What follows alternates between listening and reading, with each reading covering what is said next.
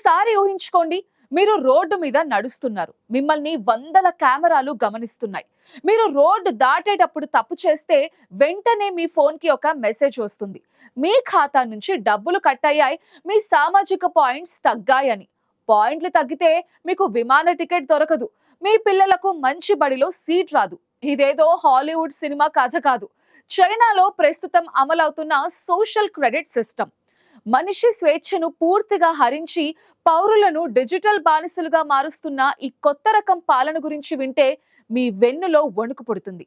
ఆధునిక సాంకేతికత ఒక దేశాన్ని ఎలా బహిరంగ జైలుగా మార్చిందో ఇప్పుడు చూద్దాం.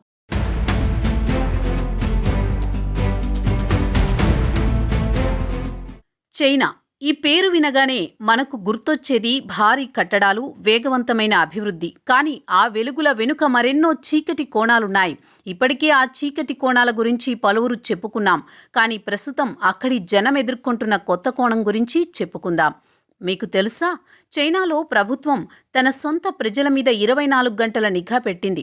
ప్రపంచంలోని అత్యధిక నిఘా నేత్రాలు ఉన్న దేశం ఏదైనా ఉందంటే అది చైనా అని ఎవరైనా చెబుతారు.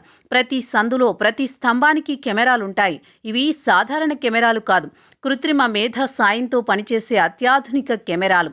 ఇవి మనుషుల ముఖాలను క్షణాల్లో గుర్తుపడతాయి.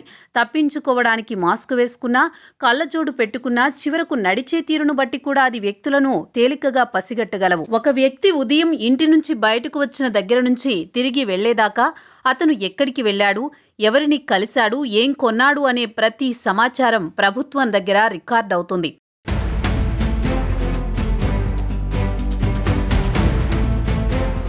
ఈ విషయాన్ని విన్నవారెవరూ వెంటనే నమ్మలేరు. కానీ అక్కడ జరుగుతున్నది మాత్రం అక్షరాల నిజం. నిఘా పెట్టడమే కాదు, ప్రజలకు మార్కులు వేసే వింత పద్ధతిని చైనా ప్రవేశపెట్టింది.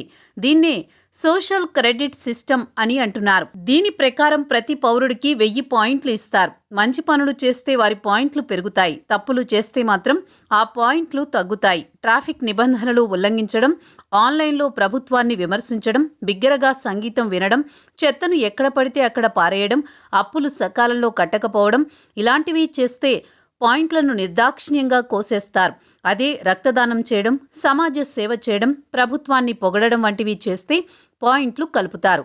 అంటే మనిషి ప్రవర్తనను ప్రభుత్వం ఒక వీడియో గేమ్ లాగా మార్చేసిందన్నమాట. మనుషులు రోబోల్లాగా ప్రభుత్వం చెప్పినట్టు నడుచుకోవాలి, లేకపోతే శిక్షలు తప్పవు.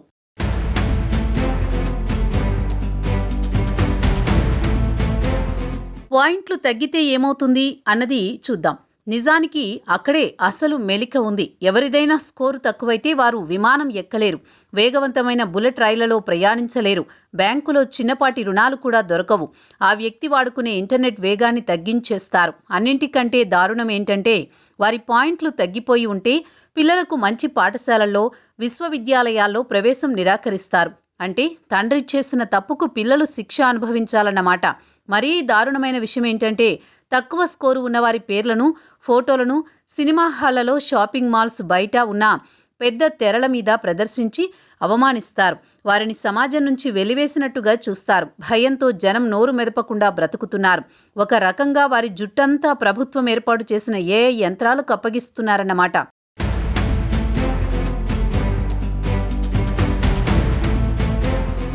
ఈ వ్యవస్థ నడవడానికి చైనా ప్రభుత్వం పెద్ద ఎత్తున ఏర్పాట్లు చేసి భారీగా సాంకేతికతను వాడుకుంటోంది. పౌరుల ఆధార్ తరహా వివరాలు, బ్యాంకు ఖాతాలు, వైద్య సమాచారం, షాపింగ్ వివరాలు, సామాజిక మాధ్యమాల చాటింగ్స్ అన్నీ ఒకే వ్యవస్థకు అనుసంధానించబడి ఉంటాయి. దీనివల్ల జనం గోప్యత అనే పదానికి అక్కడ అర్థమే లేకుండా పోయింది. నిజానికి చైనాలో ప్రజలకు మన దేశంలో ఉన్నట్టు ప్రాథమిక హక్కులు కూడా ఉండవు. కానీ చైనా ప్రభుత్వం తలుచుకుంటే వ్యక్తుల పడక గదిలో కూడా తొంగి చూడగలదు. విచిత్రం ఏంటంటే, అక్కడ పోలీసులకు ప్రత్యేకమైన కళ్ళజోళ్ళిచ్చారు. వాటితో రద్దీగా ఉన్న రైల్వే స్టేషన్లో చూసినా సరే నేరస్తులను, తక్కువ స్కోరు ఉన్నవారిని అవి ఇట్టే పట్టిస్తాయి. ఇది నేరాలను తగ్గించడానికి అని ప్రభుత్వం చెబుతున్న అసలు ఉద్దేశం మాత్రం ప్రజలను తమ గుప్పెట్లో పెట్టుకోవడమేనని విశ్లేషకులు అంటున్నారు. ఒక రకంగా వారి స్వాతంత్రపు హక్కును తొలగించినట్టే అనుకోవచ్చు.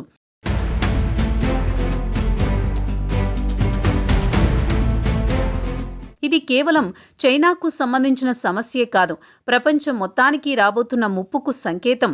అనేక నియంతృత్వ దేశాలు చైనా బాటలో నడవాలని చూస్తున్నాయి. టెక్నాలజీని వాడుకోవడం ద్వారా ప్రజల గొంతు నొక్కేయడం పాలకులకు సులభమైపోయింది.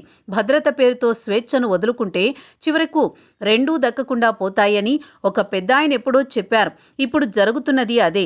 మన చేతిలో ఉన్న స్మార్ట్ ఫోన్ మనకి సేవకుడు కాదు, మన మీద నిఘా పెట్టే గూఢచరిగా మారిపోయి చాలా కాలం అయిపోయింది.